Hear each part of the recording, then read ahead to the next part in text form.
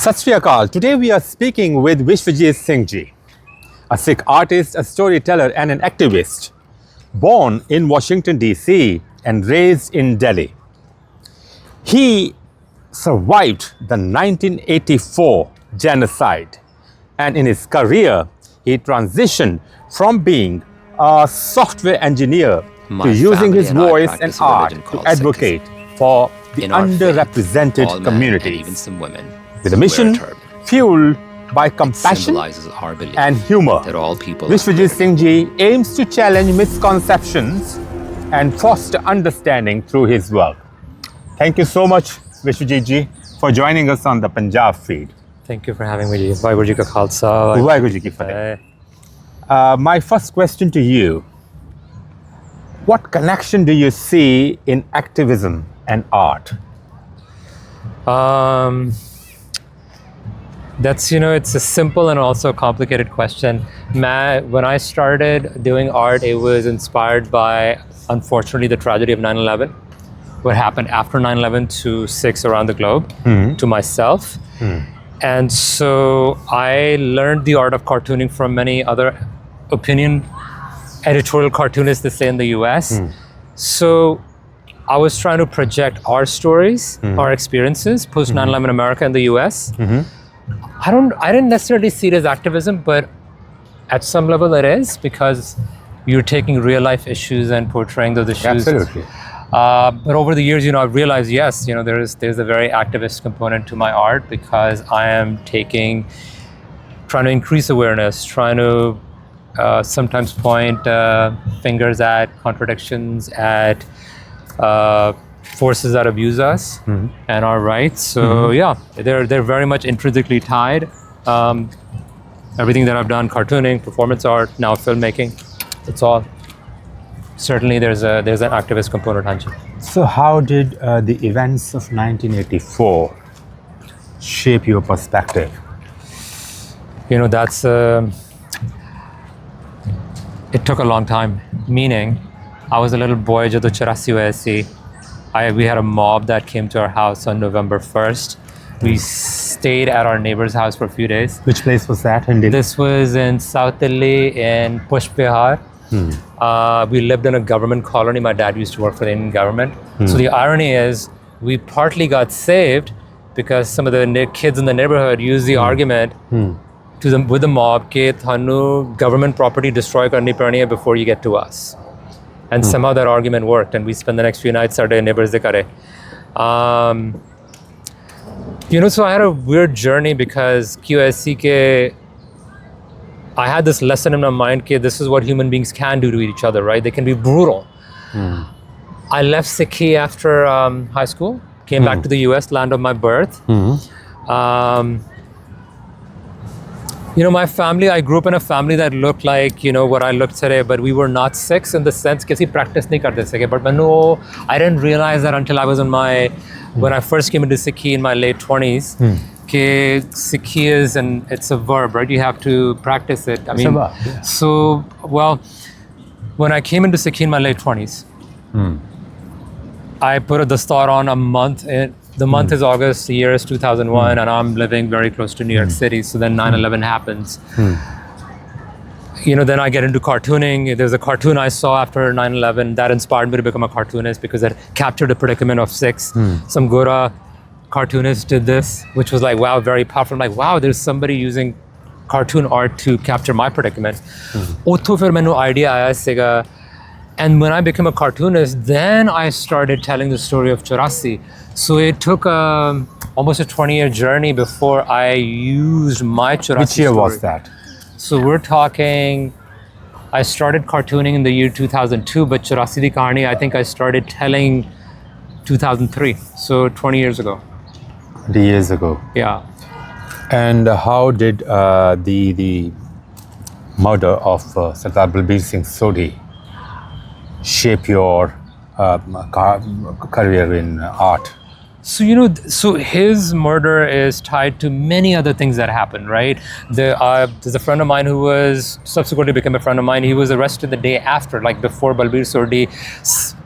Sikhs were getting attacked. I actually worked from home for 2 weeks. from the day of 9/11. I was a techie then, and our boss was Polish American. He allowed us to work from home. So I didn't leave home for 2 weeks. And when I did leave home, I mean, it was fingers up. People, highway they're rolling their windows down. I think it was a cumulative effect. Not just his killing was a jarring, reality that people can kill you in the post 9/11 environment. But I knew people who were driven off highways, people who were punched. I was from the first day, after 2 weeks after 9/11, when I left home, people were calling me, telling me to go home, go back home. Osama bin Laden. It was intense. And I got it from everyone, like young and old, all kinds of races. It was very intense. So I'm fortunate that I had come into Sikhi at that moment, and that kept me grounded. Tell us something about art as a reflection of identity. How do you see it that way? It's a long-winded answer, but I'm going to try to keep it short. I grew up listening to stories of Sikh stories, Guru Sahib Di Kahaniyan, other Sikh stories. I read some of the comic books, India Do Chundi Siyan. That was my connection to Sikhi, because as I said, my family was not really practicing Sikhi. So that was my connection. So it was a very powerful connection, right? Storytelling, visual art. Then I leave Sikhi, disconnected to art as well. I wasn't really consuming art that much, but then I fell in love with books when I was in college. So I've left Sikhi, taken out my dastar, case qatal, and so books are art, right? So I fall in love through books with Buddhism. That's how I came into spirituality, Tibetan Buddhism and Zen Buddhism to be particular. That's how I came into spirituality in my mid to late 20s. And us to baad, when I moved to grad school in Northern California, my brother was living there. I was staying with him for a few months. He was really into Sikhi. That's when, for the first time, I got exposed to Kirtan, Asa Diwar, particularly, Pehle Pacha Di Bani.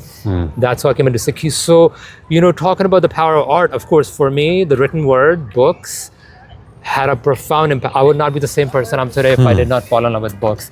Visual art came after 9/11. So I do a lot of that myself now. We all spend times on these little gadgets. We're watching shows, photos, videos. So art is everywhere, right? Art's influencing us implicitly and explicitly. And many times implicitly, meaning we're not even aware that things we're consuming are having an impact on us. So yes, art is a very powerful tool, both for good and bad. Humor and compassion. Ji. So you incorporate both in your storytelling. Yep. How do you think humor can impact serious discussions and bring about social change? Something about humor, something about human beings. It just brings the temperature down when people make you laugh. I've used it in my art, and somehow it does make people connect, maybe just stay with you for a little bit extra with humor. So I think, yes, humor has that power to sort of cut the ice and say, okay, let's maybe have a broader conversation. So very powerful. Compassion, kindness for me really comes again from my Sikh background. So I always say this, my North Star is Bhai Kanhaiya, right? So somehow that story, when I heard it, although my family was not practicing Sikhi, but hearing that story was like, wow, Bhai Kanhaiya is like this amazing human being. I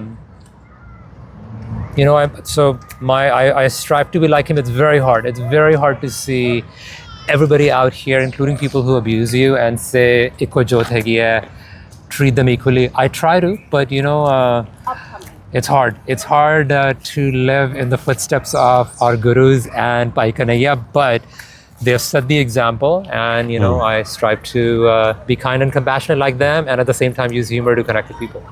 Future projects. So, what's ahead? How do you plan to blend art, compassion, humor, and activism in your themes going ahead?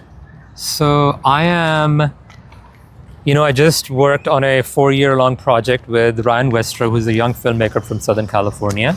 We created our first short animation film, American Sikh, which went to Tribeca Festival last year and won awards. We qualified for Oscars. So I'm the first Sikh director ever to qualify for an Oscar. A lot of credit to Ryan. spent 4 years together. Which character is this, you say? It's a short animation film called American Sikh. So it's on YouTube now. If you search on YouTube, it'll come up. It's basically my life story. It starts with 84. How different it is from a Sikh Captain America.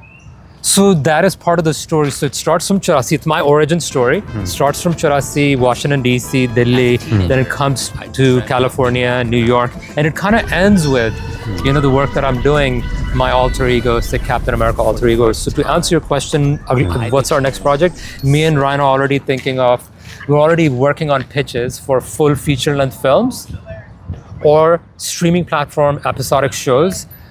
American stories, but with characters who look like you and me. So lead characters, heroes, are characters who are Sikh men and women, boys and girls, but an American story. That's our goal, that we want to create stories that Americans can consume, be entertained, be moved, but they have more representation. Vishavjit Singh ji, it indeed was an animating discussion because you are an animator yourself. We wish you all the best for all your future efforts. And we hope that, this new project of yours will resonate not just across America, but worldwide. Thank you so much. Thank you, Ji. Vaheguru Ji ka Khalsa, Khalsa, Vaheguru Ji ki Fateh.